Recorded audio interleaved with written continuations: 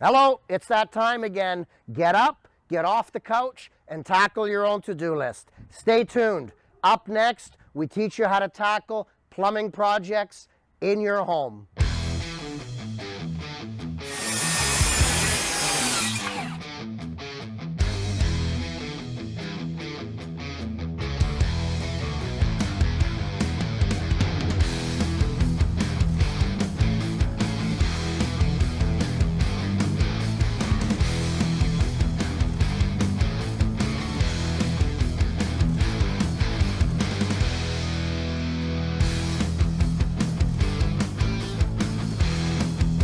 Load the truck, ladders, tools, all materials.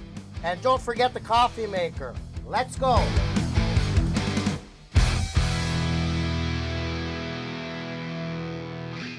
I am your host, Bob Assadourian. Love home rental? Want to learn how to repair, remodel, beautify, and maintain your home? Then don't change the channel. This program, Just Ask Bob, has two goals in mind, always.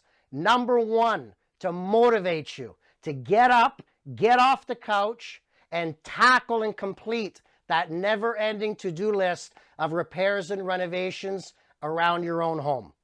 Number two, demystify the process, not only for home rental DIY, but also the hiring process of how to find the right contractor for you and your home, for whatever reason. Maybe lack of skill, lack of endurance, lack of knowledge. Maybe the ladder's not tall enough to reach the second story eaves trough. That's completely fine. For whatever reason, as long as you know the in and outs, you know how to find the research, and you know how to find a licensed contractor, you're going to do very well.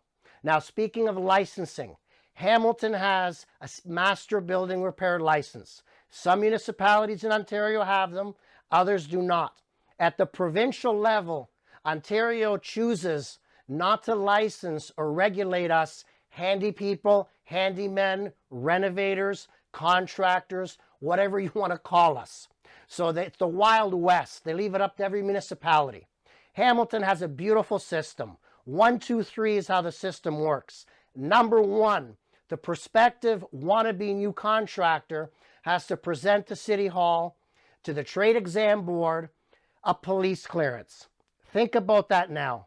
You have valuables, maybe young ones in the home. This contractor might be working in your home from well before you leave for work, and he or she may still be there long after you're back from work. So the police clearance matters. Number two, 2-hour examination on the Ontario Building Code.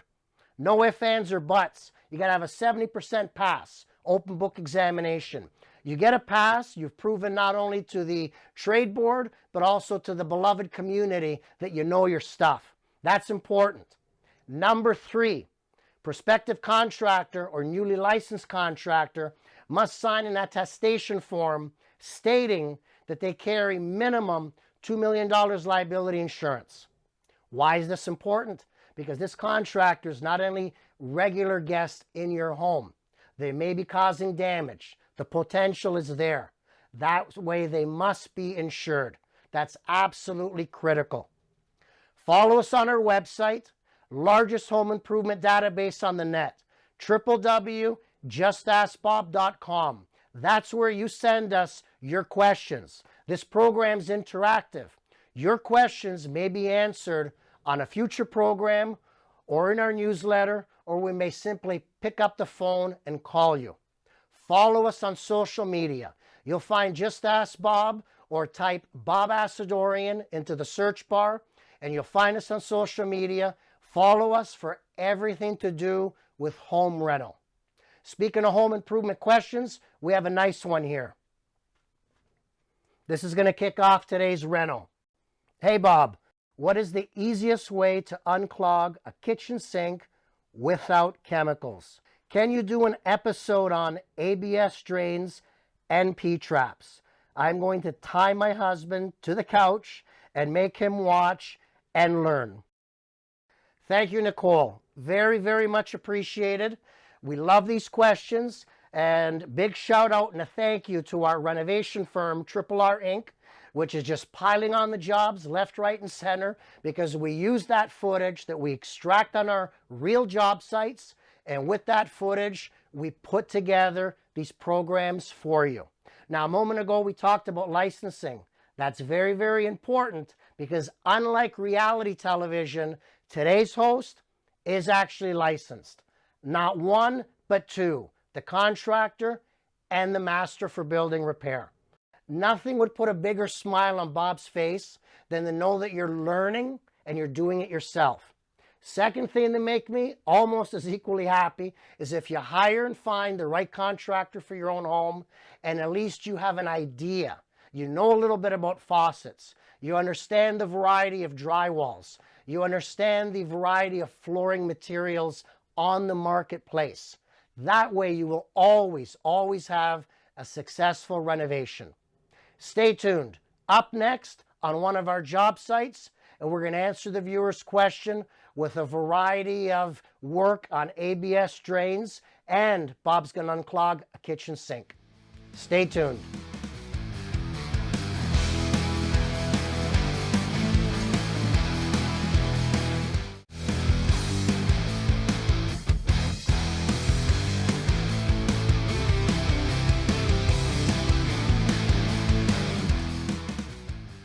Certainly not Bob's favorite time of year. Icy cold, snowy winter morning in East Hamilton. Beautiful wartime bungalows. And here she is for our plumbing project. Welcome to our job site. Very special thanks to the homeowner, Nina. She was kind enough to have us in her home, and we're going to tackle the sink. The sink has sort of a slow drain on and off. Now, it's very important for homeowners out there to understand baking soda and vinegar is safe. You do not want to use harsh chemicals. They create heat, and the heat can burn these joints, the ABS glue on the joints themselves, and it can cause a lot of trouble. So you want to be very careful with it. 2 ingredients, vinegar and baking soda. Now, a lot of people have told me they haven't had success with this because they'll simply use not even 1/8 of the package of baking soda, and they're barely going to use any vinegar.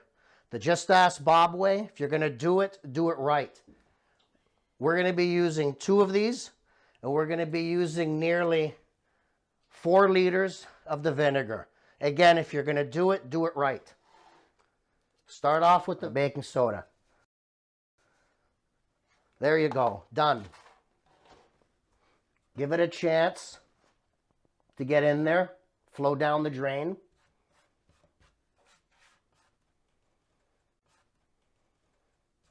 For those of you at home, if you're sensitive, wear gloves. Us contractors are tough as nails. We don't wear gloves. Watch the reaction now.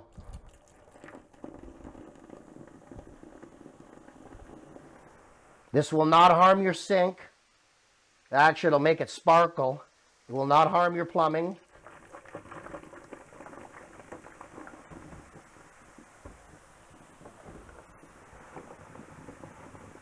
And it shouldn't harm your skin.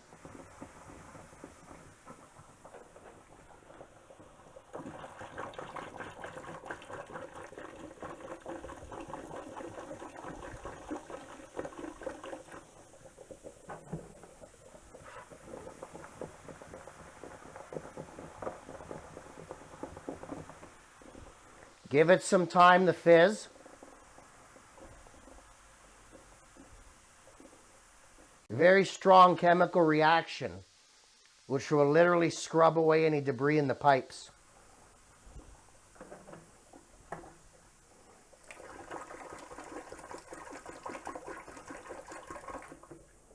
A little bit of agitation helps.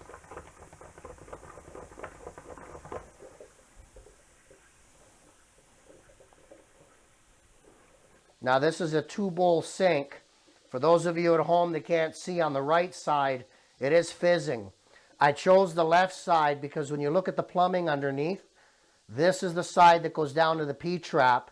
The right side only has about a 16-inch pipe, horizontal pipe that runs approximately 16 inches to the left to drain into this pipe.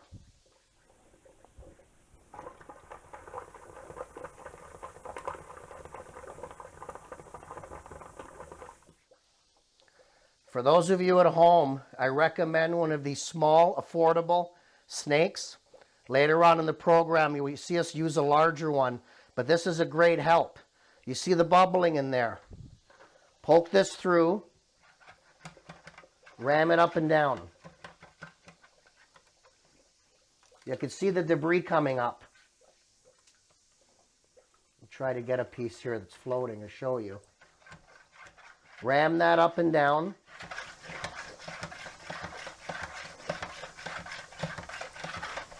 There, it's hard to pick it up, but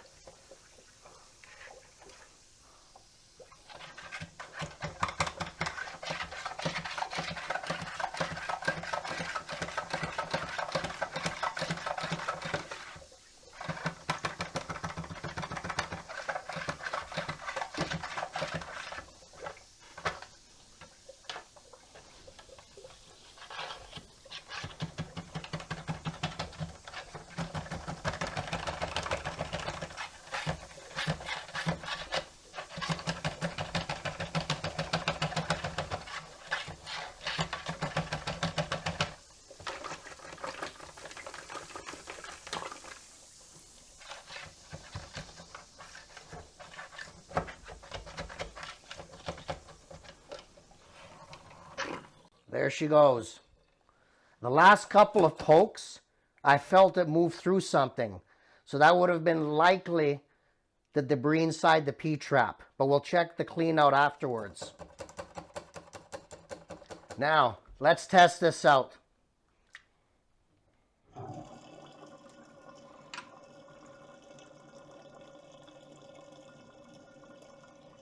Believe it or not, yesterday before we arrived, the homeowner had told us this sink felt like it practically took an hour to drain. This is nice, steady. And I don't know if you can see at home. Nick, want to pivot a bit? The right side. Empty. Prior to us using the baking soda and vinegar, as this would drain, it would fill up on the right. That's not good. That shows the indication of a blockage. And then look at the little vortex. Well, gone. Excellent. Now, for those of you at home, always try the simple method first. Baking soda and vinegar. If that doesn't work, we have a clean out here. Use water pump pliers, remove the clean out. Once you remove it, you can actually drain out whatever's causing the blockage, or you can install the snake through there. And then you have to remember, when you put it back on, use pipe dope. We've done that on past episodes. Worst case scenario, you're going to have to cut the piping out and replace the piping if it's a serious blockage. Next up, same home, we're in the bathroom.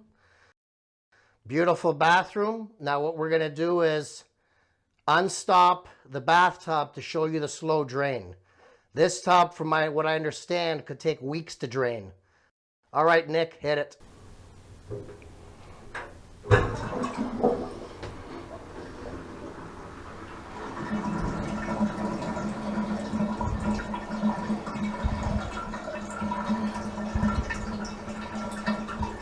Homeowners complaining this takes way too long to drain. Let's see what we can do to speed this up.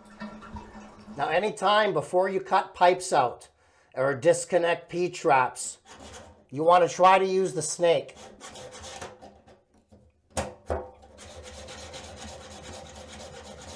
And you pull it out and you clean off any debris. With a bathtub, there's going to be a lot of hairs. The hairs will definitely clog up the tailpiece and the P-trap. This isn't going to work. We're going to be taking the P-trap out and replacing it. Before we tackle the bathtub, let's give the viewers at home some perspective. We're in the basement. Sort of an open concept bathroom / laundry room. Good old solid, well-built Hamilton home. Block foundation. Before Bob jumps up on the ladder, let me show you what I'll be doing. Okay, that bathtub, this is the drain for it. That's where the original plumbers hacked through the floorboards. Solid 1-inch decking, similar to a decking, the way they built these homes. That's the drain. That's the clean out, the little nut you can see on the bottom. Drain head's horizontal, right to the edge. And then it gets picked up inside the large 3-inch ABS. And it heads to the right. Then it drops down. And we have another clean out at the bottom. And it goes down into the sewer. So let's reverse this path now and follow it again. So that's where the water's draining to. 3-inch ABS, it comes up. Leads over horizontal. Ties in with the 1.5 inches. And then comes in across the floor joists. P-trap. And then the vertical portion going up directly to the bathtub. This particular trap has got an adjustable nut that threads on. I don't like these. So when you're purchasing P-traps, buy the P-trap that permanently glues in place. When you're using ABS glue, it creates sort of a cold weld. Once it's glued together, it never comes apart. We're going to get that off. So you're going to need your water pump pliers. Have a pail close by. Break the seal.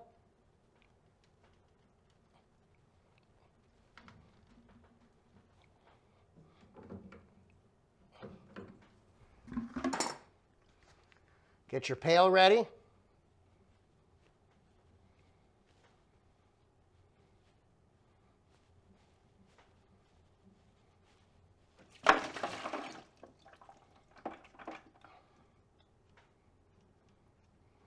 Doesn't seem to be any blockage, but we're going to replace this. We're using the rigid pipe cutter, 1,000 times better than a hacksaw. Trust me, when you're cutting the crooked and overcharging contractor out of the equation, you save. You save a lot of money. Reinvest that money into buying the best tools you can afford. 1, 2, 3, 4, 5, 6, 7, 8, 9, 10, 11, 12. Done.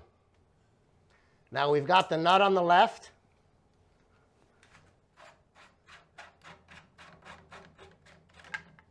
Done. Now we cut the other end off.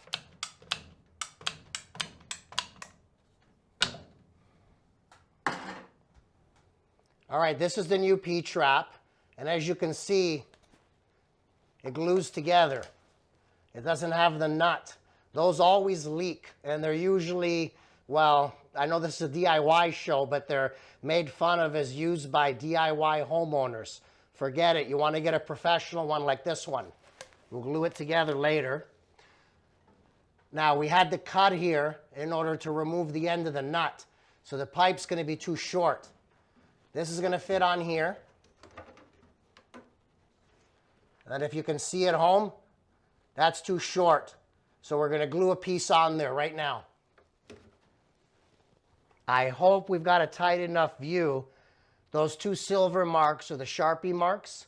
The reason I marked them is because when I glue the pipe together, I twist it until the 2 silver marks line up. We're using the ABS glue now. And for those of you that want to make fun of Bob wearing gloves today, not too often that I wear them, but when I'm working with ABS glue, definitely wearing the gloves. Now you want to put a generous amount on both ends, male and female.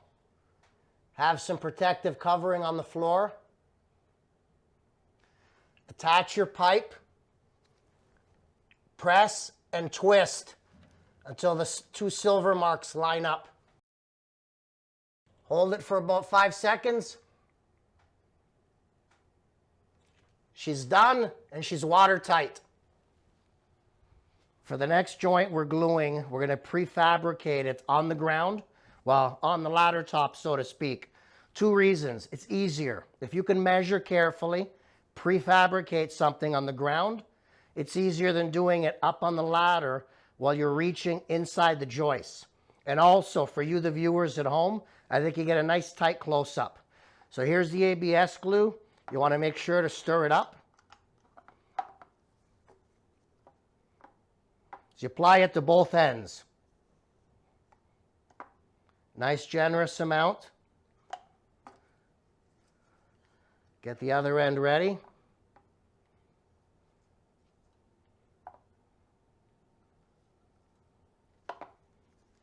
Put it together and twist. Nice, tight, clean joint. All right, here's the hub we put on to extend the pipe. And this is the piece we just made prefabbed on the ladder. Now we got to connect the two together. Generous amount of glue on both sides. Again, make sure you have your flooring covered.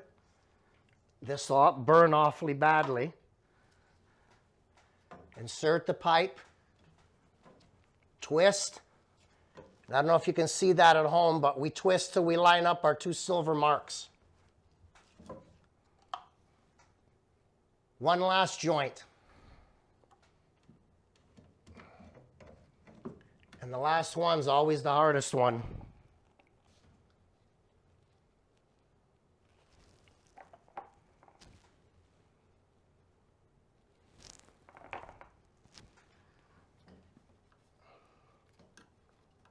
And you do have to work fast.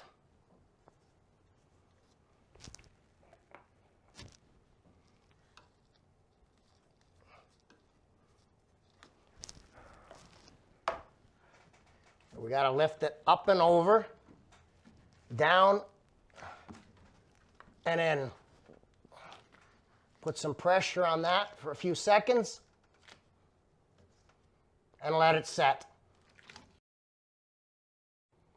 Now it's time to put the cap on the P-trap. You want to make sure you're using pipe dope, not Teflon tape. If you remember our rain barrel episode, same thing.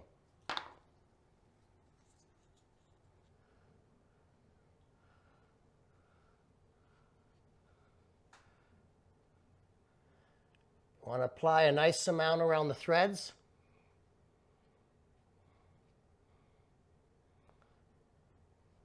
Again, for those of you at home that are sensitive, wear the gloves. Bob's nothing but sensitive. All right, get the cap on. Hand tight, that's all you need. She's done, and I guarantee you she's watertight.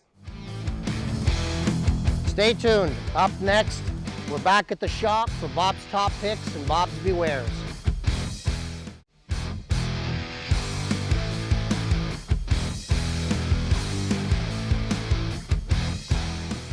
Time for Bob's Bewares and Bob's Top Picks. Based on 20 years experience as a contractor, I can pass my knowledge on to you. In the program you just watched for the Reno, you do not want to be cutting ABS pipe using a hacksaw. It is possible, but believe me, it will try your patience. Bob's Top Pick, made by Rigid. This pipe cutter will make you want to tackle even more plumbing. I've said this many times in the past, and I'm going to repeat myself. When you cut the crooked and overcharging contractor out of the equation, you save money. Take that money to the bank and reinvest it into the best materials and best tools you can afford.